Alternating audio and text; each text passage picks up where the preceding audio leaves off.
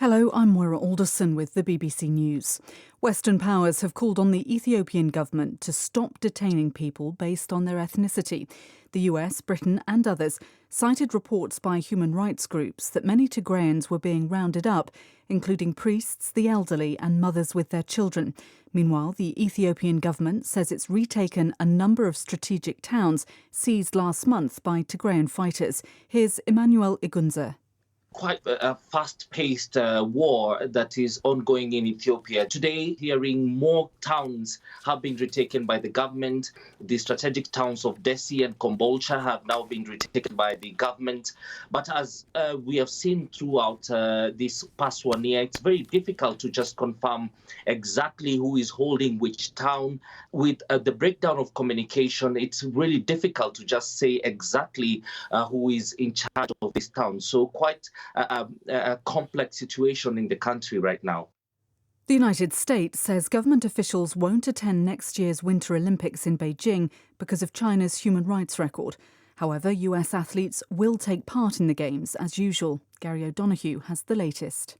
I think it's worth bearing in mind there's been a lot of pressure to toughen up the approach to China from Congress, Republicans and Democrats in Congress over the last few months, and I think this is in part a response to that. This is an idea that's been floating around for a while.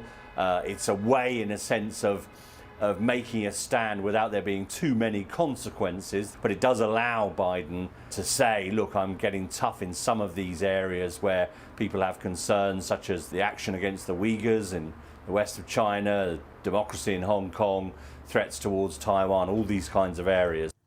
The Mayor of New York, Bill de Blasio, has issued a vaccine mandate for private sector workers. It will come into effect on the 27th of December.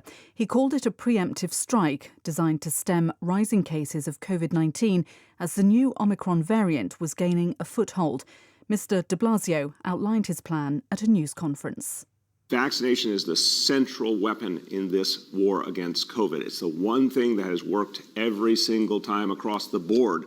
On a strategic level, it's the reason New York City is back in so many ways. And it's the reason we can avoid shutdowns and restrictions. It's more use of vaccination. So that's why we are taking aggressive action today.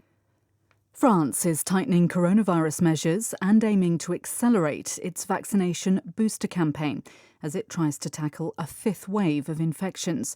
The Prime Minister, Jean Castex, said nightclubs would be closed for 4 weeks from Friday.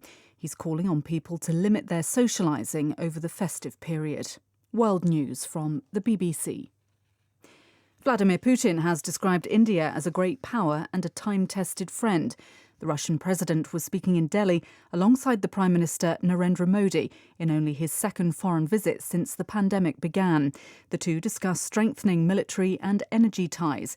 India confirmed that this month it started receiving Russia's advanced S-400 anti-missile defence system.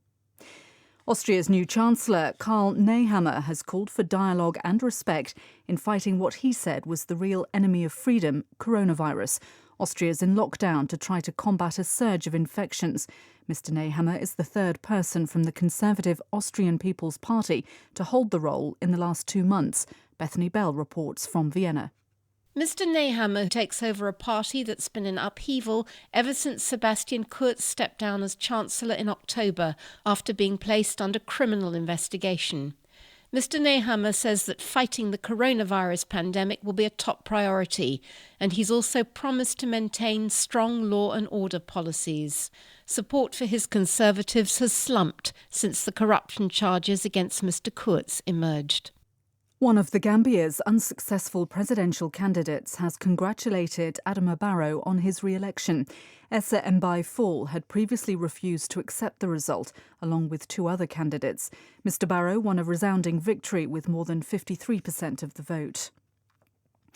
The opening ceremony of the first ever film festival in Saudi Arabia has been held in Jeddah 4 years after the ban on cinemas in the kingdom was lifted. The Red Sea Film Festival will run for 10 days and show 138 feature and short films from around the world. The first Saudi woman director, Haifa Mansour, will be honoured. The aim of the festival is to boost the growing film industry in Saudi Arabia. That's the latest world news from the BBC.